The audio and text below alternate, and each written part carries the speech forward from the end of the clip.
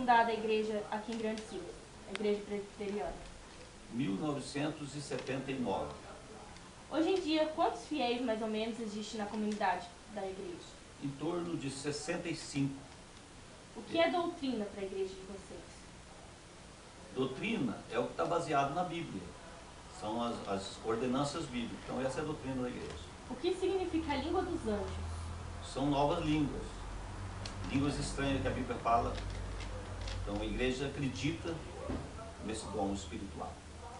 O que a igreja pensa sobre a religião? Ela não se preocupa com respeito a isso, religião. Não tem essa preocupação sobre a religião. Não tem distinção. Qual a sua visão sobre o pecado, a visão da igreja sobre o pecado? São aquilo que a Bíblia condena. São uma ação que a Bíblia condena, então é que a gente acredita, a igreja acredita no pecado, combate isso. Qual a visão da igreja sobre a vida após a morte? Ressurreição. Qual a visão da igreja sobre o demônio? Acreditamos na existência do demônio, na ação maligna. O que você pensa sobre o que a igreja pensa sobre o mundo atual e por que os jovens são facilmente induzidos ao pecado? Sim, então há uma preocupação com respeito à atualidade, né? Essa forma em que está hoje, a igreja preocupa com isso, principalmente com respeito à indução, né, dos jovens sendo induzido a tantas coisas ruins. Então há uma preocupação da igreja sobre isso. Para você, o que é ser cristão? São os seguidores de Cristo, aqueles que seguem a Cristo. Então tá bom, obrigada, Isaías. Nada. Muito obrigada.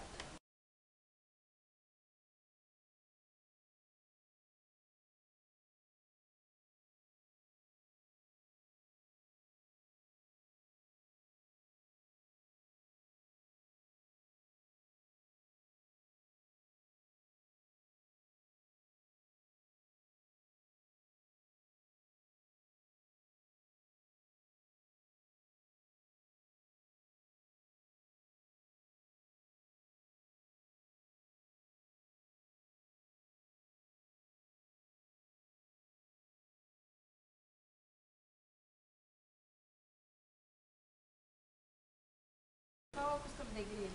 Vocês seguem Eu aprendo a salvação das almas, né? a salvação das almas. Qual a definição do pecado para a igreja? Depende. Pecado tem bastante, né? Adultério, prostituição, roubo, vários itens, né? Sim, Vocês acreditam em vida após a morte? sim, acreditamos na ressurreição dos mortos, né? Que a Bíblia fala. Vocês acreditam que existe um céu, um inferno? Sim. E como as pessoas são, elas têm que ser julgadas para ir pelos dois? Se a Bíblia fala que no dia do o Senhor vai julgar os vivos e os mortos, né? Um vai ser julgado segundo as suas obras, para a salvação da alma, aqueles que for fiel à palavra, e os que não for, para o castigo eterno. Vocês acreditam que as pessoas, quando morrem, vão para algum purgatório, para algum lugar antes do céu, elas já vão direto para a definição do céu e do inferno? Segundo a Bíblia, entendeu? Está escrito lá em Eclesiastes, né? Que o espírito volta a Deus que o deu, e a carne volta ao pó como era, né? Então não tem assim biblicamente que vai para o purgatório. Vocês acreditam em santos? Nós acreditamos que Paulo, os apóstolos, foram servos de Deus, Pedro foi santo, entendeu? Foram santo, mas quanto à salvação nossa, entendeu? Eles não interferem em nada, né? O que nós acreditamos que eles foram fiel a Deus, o que eles escreveram, entendeu? Por determinação de Deus. Mas a salvação, e quem pode fazer alguma coisa pelo homem, é Deus, Jesus Cristo. E quando as pessoas cometem o pecado, tem alguma punição? Depende do pecado, né? Não. Se for adultério, se for prostituição, se for algum crime, daí ele é punido, tirado as liberdades, os direitos. Tem alguma restauração dos pecadores da igreja? A Bíblia não deixa definido sobre o adultério, sobre a prostituição, entendeu? E sobre roubo e crime. A Bíblia não dá esse direito ao homem, entendeu? Após o batismo, né? Depois do batismo, ele tem que viver uma vida nova, servindo a Deus enquanto ele viver na terra. Uma questão que eu queria perguntar. Quem pode calar a língua dos anjos? Por que eles conseguem calar? Está escrito lá em 2 de Atos dos Apóstolos. Você lê a Bíblia? Não.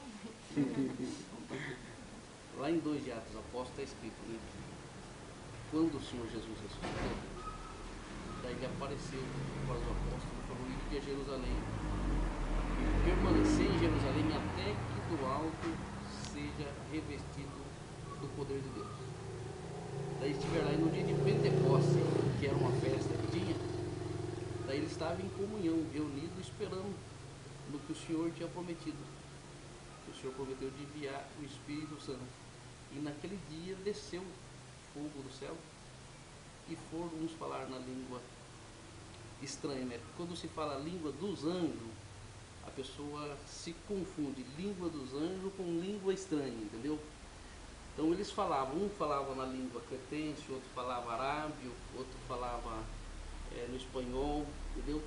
Então essas línguas que a Bíblia fala são línguas de outras nações, que é pelo Espírito Santo que desceu a promessa, entendeu? Agora, a língua dos anjos que se fala, entendeu? O que é a linguagem dos anjos?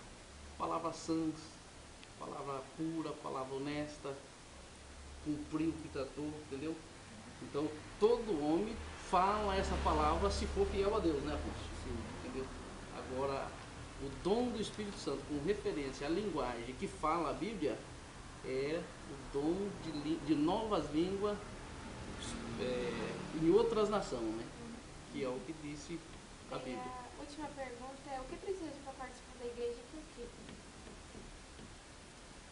A Bíblia ensina o batismo, né? O Senhor Jesus, quando ele ressuscitou, ele ordenou 70 discípulos e disse: ide por todas as nações, de língua e tribo, e anunciar o evangelho a toda criatura. Quem crê e for batizado será salvo. Entendeu? Então, o batismo é para remissão de pecado. Sem batismo não há remissão de pecado. E o batismo é segundo a Bíblia, né? Que João batizou lá no Rio Jordão, o batismo era mergulhado, entendeu? Que é o que a Bíblia ensina. Então, é o que nós praticamos. Quem crê, né? Se Para você quem não crê em Deus, não batizamos criança, batizamos após criança os não 12 crê, não anos. pensar. Não sei, vocês estão entendendo o que nós estamos conversando, né? Uma criança não tem noção da vida, né? A Então, gente foi batismo é criança, para quem sabe crê, o que é, né? entendeu?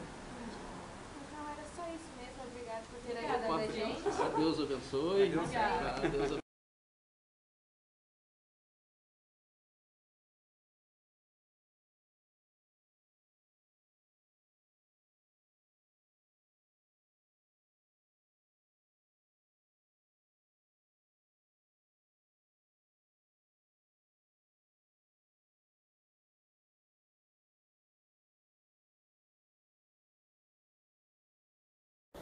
Primeira pergunta: quando foi fundada a Igreja de Grandes Rios? A Igreja São Judas Tadeu de Grandes Rios foi fundada em fevereiro de 1970. Qual o costume da igreja? A igreja somos nós fazemos o que manda os mandamentos da igreja. Qual a definição do pecado para a igreja? A definição do pecado para a igreja é o não cumprimento dos preceitos e os mandamentos da lei de Deus. Eles acreditam em vida após a morte? Nós acreditamos na ressurreição. Acreditam no inferno? A palavra inferno é oposta ao céu. Sei perfeitamente que existe o purgatório e o inferno. Depende da atuação de cada um neste mundo. Acreditam no demônio? Palavra: o demônio é o poder do mal, o anjo mau, oposição ao anjo do bem. Por isso acredito. Eles acreditam em santos? Nós devemos acreditar nos santos, porque toda pessoa batizada pode ser santo, dependendo dos seus atos. Por que São Judas Tadeu é o padroeiro da nossa paróquia? São Judas Tadeu é o nosso padroeiro por escolha feita pelo fundador Olímpio Nogueira Monteiro, fundador deste município. O que a igreja segue? A Bíblia, a palavra de Deus, da qual os profetas, apóstolos, discípulos de Jesus pregam. Qual é a punição dos pecadores para a igreja? A punição para os pecadores da igreja é esta: converter-se e arrepender dos seus pecados. Não podemos atirar pedras em ninguém. Acreditam em oferenda? Eu acredito e acho importante para todo cristão. O que é preciso para participar da igreja? Não, essa é a última. Quem pode falar a língua dos anjos e por que elas conseguem? Toda pessoa que tem seus dons e vocação, discernimento, pode falar a língua dos anjos. Tem que ser fiel a Deus. O que é preciso para participar da igreja e por quê? Para participar da igreja, deve ser batizado e também ter amor em Jesus Cristo, nosso Salvador. Por quê? Porque devemos pensar e viver na preparação da salvação de nossa alma. Obrigada. É bom?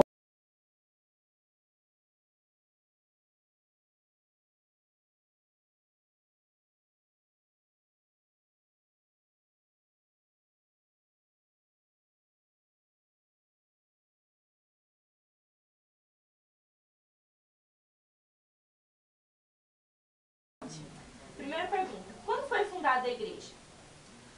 A Igreja Assembleia de Deus, no caso, no Brasil, foi em 1911, dia 18 de junho, né, no Belém do Pará, fundou-se a Igreja Assembleia de Deus. E no município? Agora, aqui no município, nós não temos, assim, uma data ou um documento que nos traga, assim, uma data mais ou menos. Mas, vamos lá. Os primeiros cultos que foram dirigidos em Grandes Rios pela Assembleia de Deus foi em torno de 1946 a 48. Os primeiros cultos que foram dirigidos em Grandes Rios. Quais os costumes da igreja? Costumes, entre costumes e doutrinas, né? Aquilo que são doutrinas, né? Que doutrina quer dizer uma lei que rege um segmento religioso, no nosso caso. Então, doutrina. Você no colégio, por exemplo, o colégio lá tem as leis do colégio, digamos. Você vai andar a doutrina do colégio. A igreja não é diferente. Só que no caso da igreja são, no caso, religioso, né? Então, doutrina, a gente não se faz uma doutrina sem ter textos e contextos. Não se pode fazer uma doutrina de um texto ou um versículo isolado que ele não tem complementação em outros livros. Então, para uma doutrina precisa que haja o texto e os seus contextos. Então, são doutrinas, né? Costumes. Então, aí são os bons princípios que ele vai entrar em acordo com a doutrina. Então, o costume da Igreja Assembleia de Deus, digamos, não sendo uma doutrina, mas sendo um costume, mas ele está em acordo com a doutrina. Ele não pode contradizer a doutrina. Qual a definição do pecado pela igreja? Pecado, vamos lá. Pecado é uma infração. Tem um semáforo ali. Então o semáforo está vermelho. Eu passei com o sinal vermelho. Eu cometi uma infração de trânsito. Então, pecado é uma infração. Aquilo que a Bíblia diz, não faça, e o homem faz. É pecado. Ele desobedeceu um mandamento da Bíblia. A Bíblia, ela é a palavra de Deus.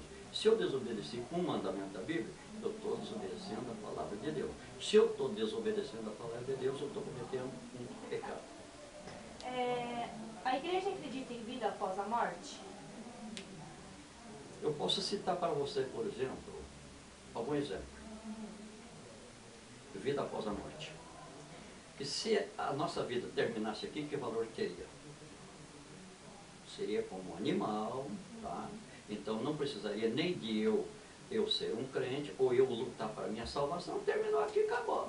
Agora, por que eu luto para a minha salvação? Porque existe uma vida depois da morte. Jesus morreu, foi sepultado, ressuscitou ao terceiro dia, conviveu com os discípulos, ressuscitado, mas já em corpo espiritual, junto com os discípulos, passa um momento de 40 dias, para depois ele ser levado ao céu. Então Jesus provou vida após a morte. Jesus, por exemplo, na vida após a morte, depois da ressurreição, nós estamos aqui numa sala fechada. Jesus se apresentou para os discípulos, estava fechado, e Jesus de repente no meio deles. Não precisou de chave, não precisou de abrir porta, nem janela, nem onde ele se fez presente. Tá? Então, o estado espiritual. Vou citar mais um outro exemplo. Jesus contou a parábola do rico e o Lázaro. Aí diz assim, que o Lázaro morreu e foi levado pelos anjos para o seio de Abraão. O rico morreu e foi sepultado. Lá no Hades, ele pôde, isso após a morte, lá do Hades, a Bíblia diz assim, ele ergueu os olhos e viu Lázaro ao longe, que estava ao lado do pai Abraão. De lá do Hades, ele pediu para o pai Abraão que Lázaro fosse até onde ele estava, para molhar a língua dele com água, que ele estava atormentado em chão. Então ele teve aquele diálogo com o pai Abraão. Tá? Então, isto aqui, após a morte, houve aquele reconhecimento entre os amigos que conviveram na terra, isso já após a morte. É um dos outros exemplos que a gente pode citar, vida após a morte. E são muitas outras coisas que a Bíblia prova, vida após a morte. A igreja acredita no inferno, que tem a existência de um céu e de um inferno? Vamos lá. Eu acabei de citar aqui os dois casos. Lázaro no seio de Abraão. Então, Lázaro no céu. O rico no Hades. Hades quer dizer inferno. Então, ali já está provando inferno e céu. Inferno e céu. Agora, a Bíblia também informa assim, que céu está para cima, inferno está para baixo. Inferno quer dizer abismo, lugar de tormento. Céu quer dizer para cima, lugar de gozo, paz, alegria, vida e felicidade. Então, é a vida que a Bíblia informa sobre o céu. Então, não tem como eu pensar em salvação se eu não acreditar que tem céu. E para mim acreditar que tem céu, tem que acreditar que tem inferno. Para mim lutar, para mim ir para o céu, tem que se defender de ir para o inferno. Só existe dois lugares, ou céu ou inferno. Não acreditam em purgatório, então, a religião de vocês? Purgatório é aquele momento da vida que a gente entra em oração para talvez ir para o céu ou ir para o inferno. Se os nossos pecados forem perdoados no purgatório, isso na visão da Igreja Católica. Se for perdoado no purgatório, a pessoa vai para o céu. Se for condenado, a pessoa vai para o inferno. Aqui na igreja vocês acreditam no purgatório ou acreditam no julgamento do último dia?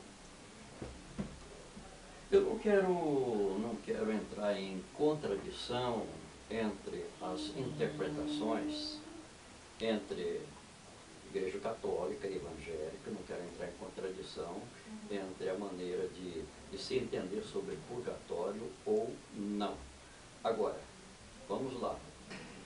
Se existisse purgatório, ou se dependesse de a alma passar pelo purgatório, que valor teria o sacrifício de Cristo?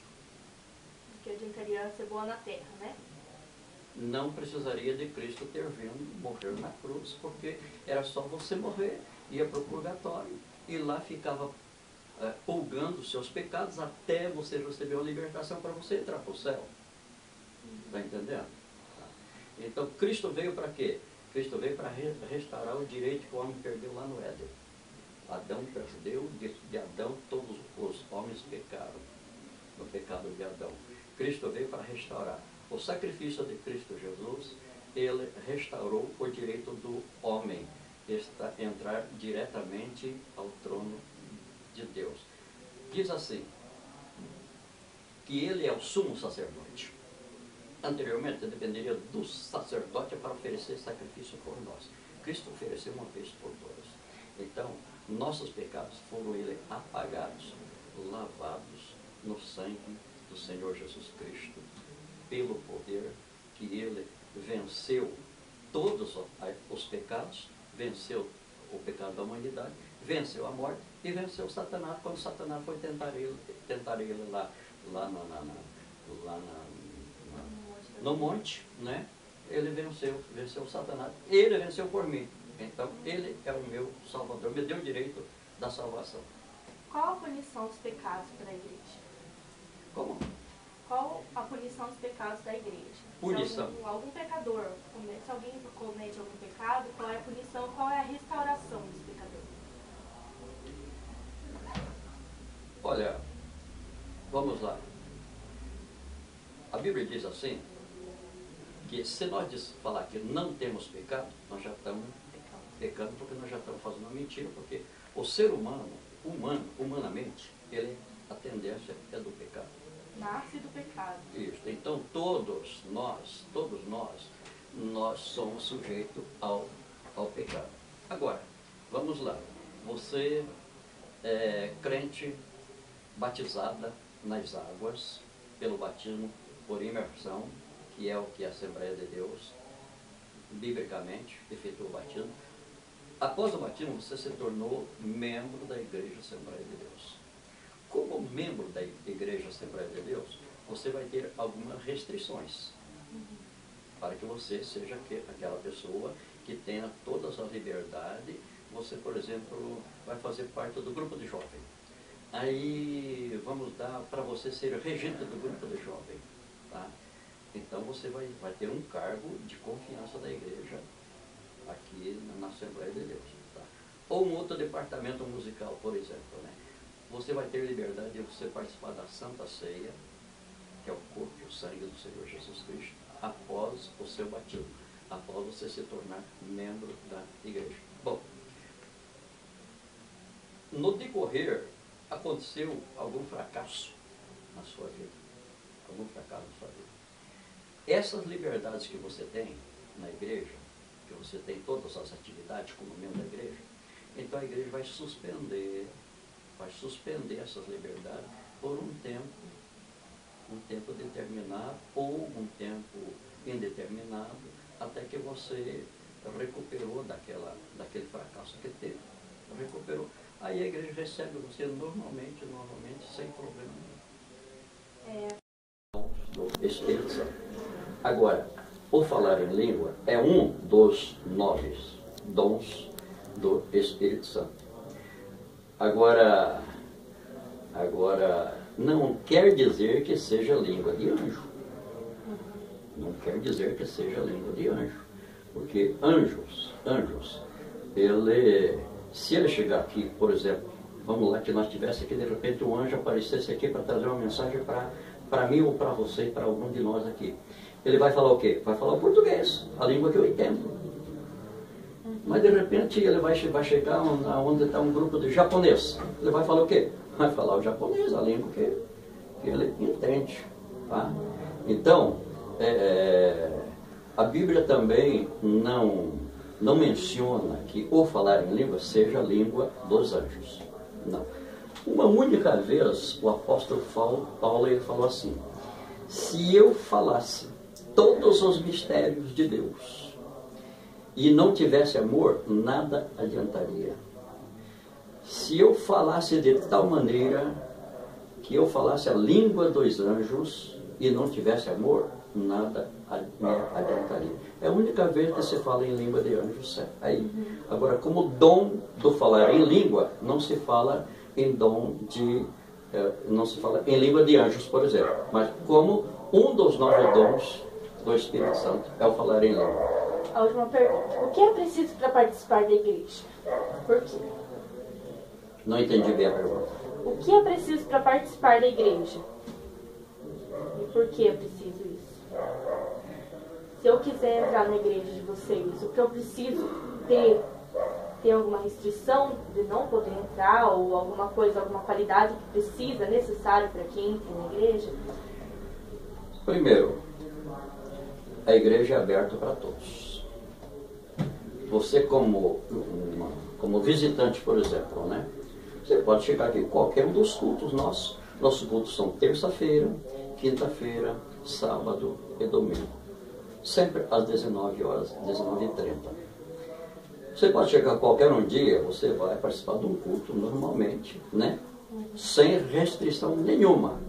Agora, para você ser uma participante, como eu já disse anteriormente, né?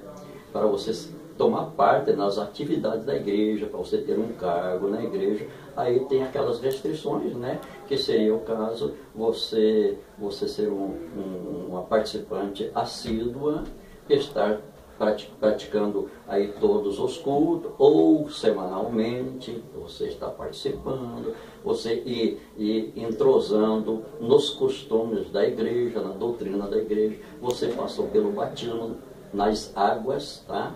Passou pelo batismo nas águas, você se tornou membro ativo da igreja, com todos os direitos de participar de todos os departamentos da igreja. Abençoado. Os teus professores na tua sala de aula, eu desejo que eles sejam abençoados. E os diretores do colégio também, que eles sejam abençoados através de você. Leva essa bênção para a escola. Amém.